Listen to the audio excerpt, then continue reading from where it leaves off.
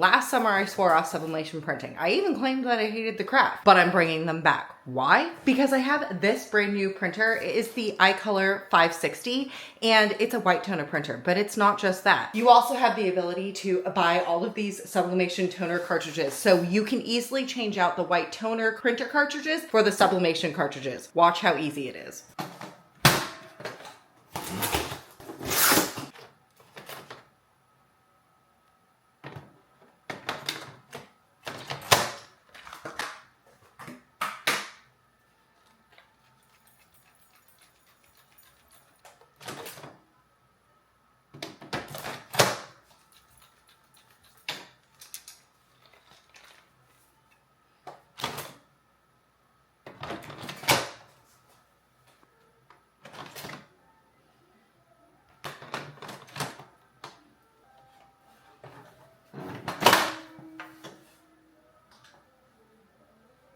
The toners that I just took out of that printer, I just put it back into the sublimation box until I find like a better storage for these.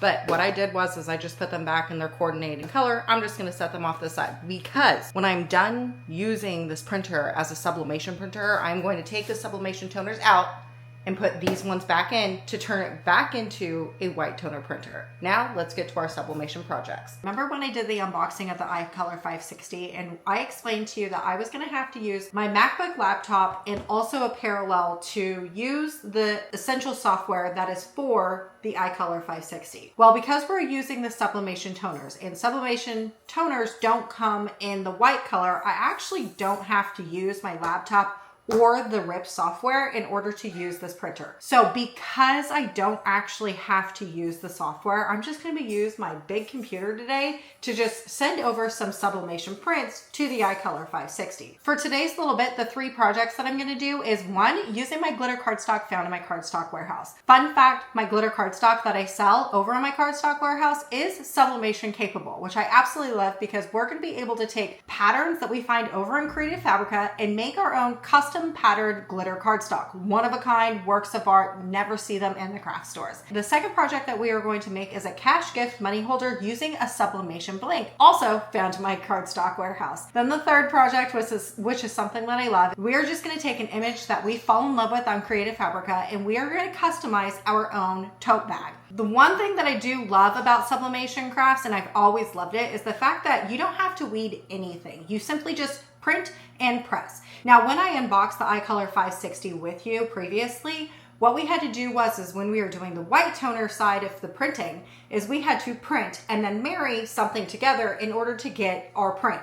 Instead, with sublimation printing, all you do is print and then press. There's no extra step right down the middle. The downfall though of sublimation is that when you do sublimation prints, you have to print on light colored items. So my tote bag is going to be cream, my sublimation blank and my glitter cardstock is going to be white. You cannot sublimate on dark colored objects because then you'd never be able to see it. So there are pluses and minuses to both crafts. The great thing here is now I just have one printer and I can switch in between the 2 crafts that fits the blank that I'm trying to use. All right, I've talked your ear off. Let's head over to the computer and get some printing done with this brand new sublimation printer. It shall be no surprise to you that I'm over at Creative Fabrica, which is my favorite place to get any type of PNG files. It just makes things so easy. So today's project, what I'm gonna do is sublimate on a canvas tote bag. I'm also going to do a money holder and then create a custom glitter patterned cardstock using my sublimation cardstock. So first, the one thing that I want to download is this right here. The reason for that is could you imagine trying to cut and weed this out if you were using your Cricut and HTV? This would take me forever. And instead, I am just going to sublimate this onto my canvas tote bag. So all I'm going to do is press download. Then what I need to do is find a really cool pattern that I am going to create for my pattern cardstock. So going over here into the search field, I'm just going to put in pattern. This is going to be where a bunch of different seamless patterns are found. Now, I'm sure that you've been into a craft store if you're watching one of my videos. And you know how when you go into the cardstock section, they have all these really cool pattern cardstocks. What if I told you you actually never had to purchase one of those, you could just purchase some plain white or glitter cardstock down at my cardstock warehouse and create your own pattern cardstock right at home. I love this option because oftentimes in the craft stores, they have very limited selection, but with this, we have how many thousands of different graphics that we can choose from. So essentially what you need to do is find one that speaks to you. And earlier I had found this one right here, the Tropical Summer. I think this Flamingo one is going to be so good. So I'm also going to download this. And I know I said that I was going to stick to Creative Fabrica for all of my downloads. However, I did remember that in a previous video, I showed you how to create this Sublimation money gift card holder using just things that we find over in Canva, and then use my Sublimation money holder gift cards that are found in my cardstock warehouse. So I'm actually going to use this today. My Sublimation cash holders are front and back. They're two-sided sublimation. So I have the front that looks like this and then the back that looks like this. So all you need to do is press share and download, and then you just want to download this file. Inside your printer, what you want to do is do tray 1. You want to put in plain copy paper. If you're doing sublimation prints, you just want to make sure you do plain copy paper inside the tray. This is the greatest part about using the sublimation toner with this machine, is that you don't need any fancy sublimation paper. Plain copy paper will do just fine. Now for the Sublimation money holder card, what you want to do is press Command P, and you want to make sure and select your sublimation printer. I'm going to be using my iColor 560 for today's project. Now what you want to do is make sure that we are set up to the correct page size, which I am, and that also you come over here into printer and you want to make sure that you are flipped horizontally, which I am. Then what you want to do is just press print.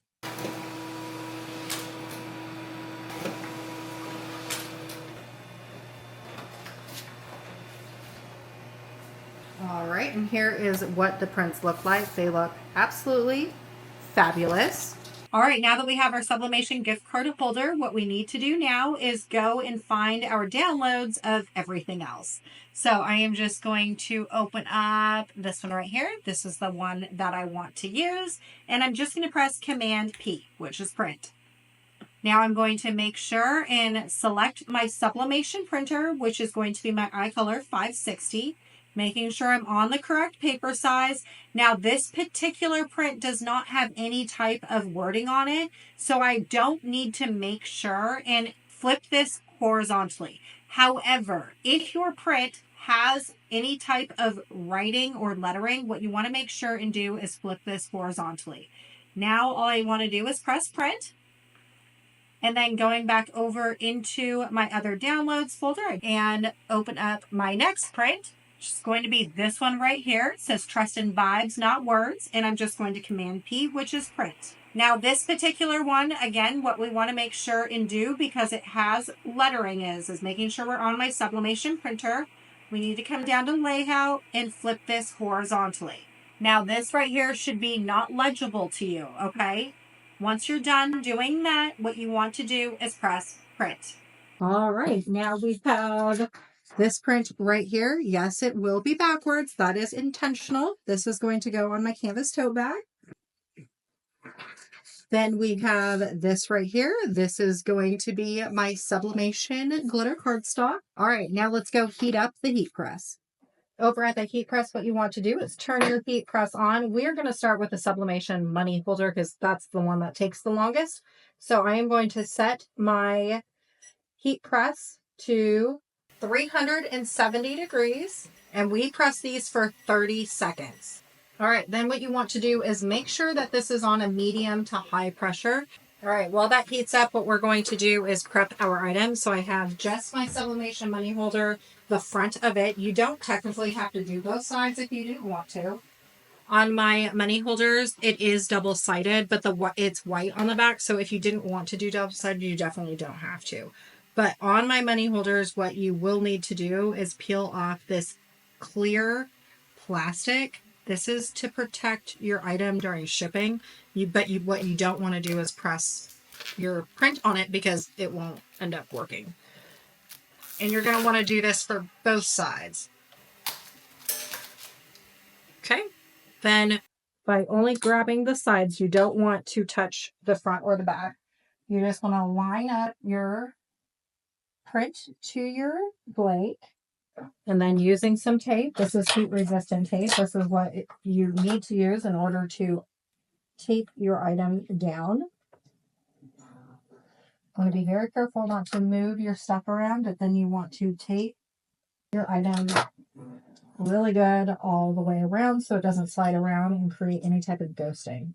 Now, if you've never done any type of sublimation printing before, you always want to use some type of parchment paper.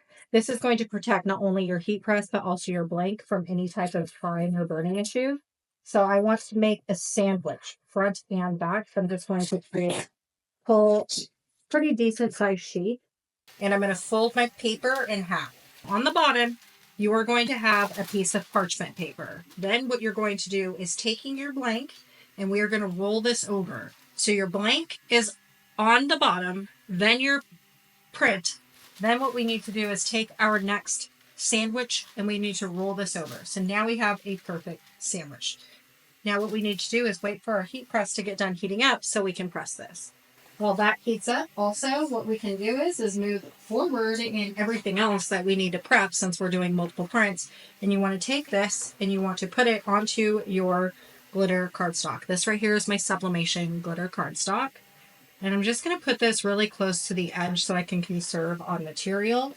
And the same thing as what we did before, we're going to take some of our heat resistant tape and we are going to tape it down onto our cardstock. This just helps make sure that it doesn't wiggle when we press, so we get some really good clean presses and you won't have any type of ghosting.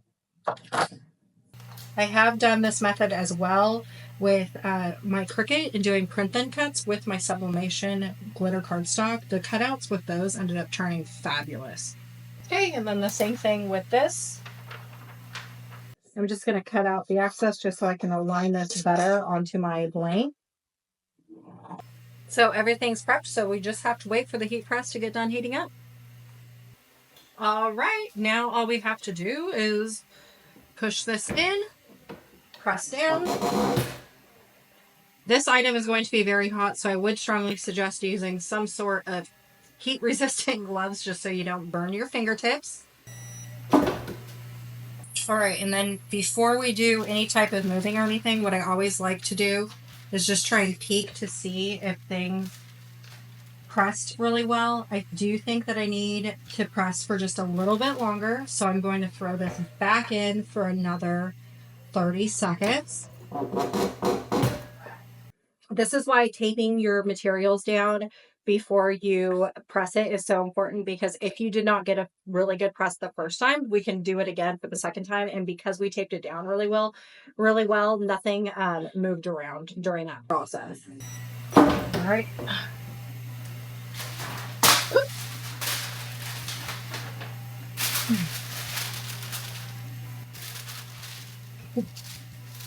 There we go. Okay.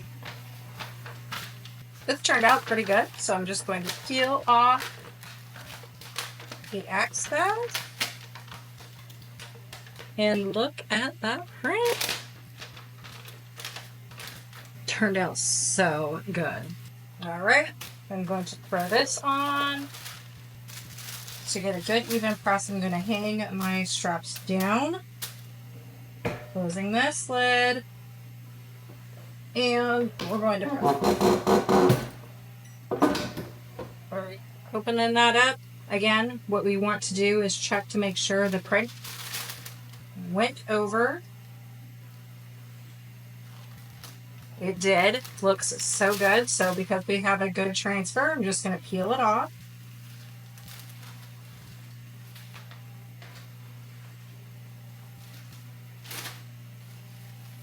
Look at that. So cute. All right, let's just do one more. Put that in. Same things as before. Just going to press it for all the time and temp for all three. All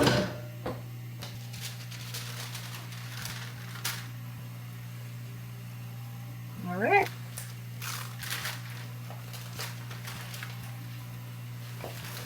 look at this. Custom sublimation glitter cardstock. Absolutely gorgeous.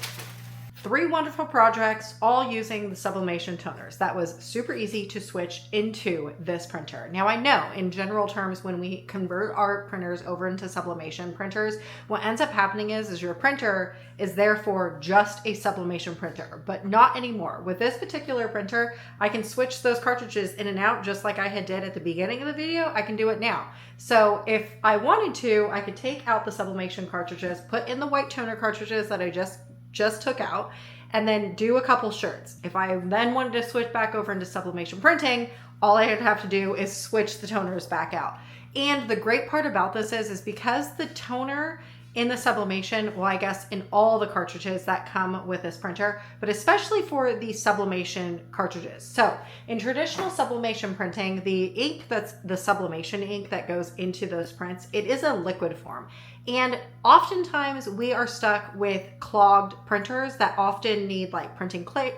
You would have to like print every single day or to do print head cleanings and stuff like that. The stuff that's within these cartridges is actually a powder form, so it never clogs. This is why this printer never needs any type of maintenance. You can take the sublimation toners out, not use it for 2 years, put it back in, and it will work just like it did today, which I love. Love the fact that 1, I don't have to have multiple printers in my craft room, but 2, I don't have to be stuck using one printer all the time for one particular craft. I can switch in and out as much as my heart wants. All right, y'all, I sure hope I inspired you to create, and I'll see you on the next one.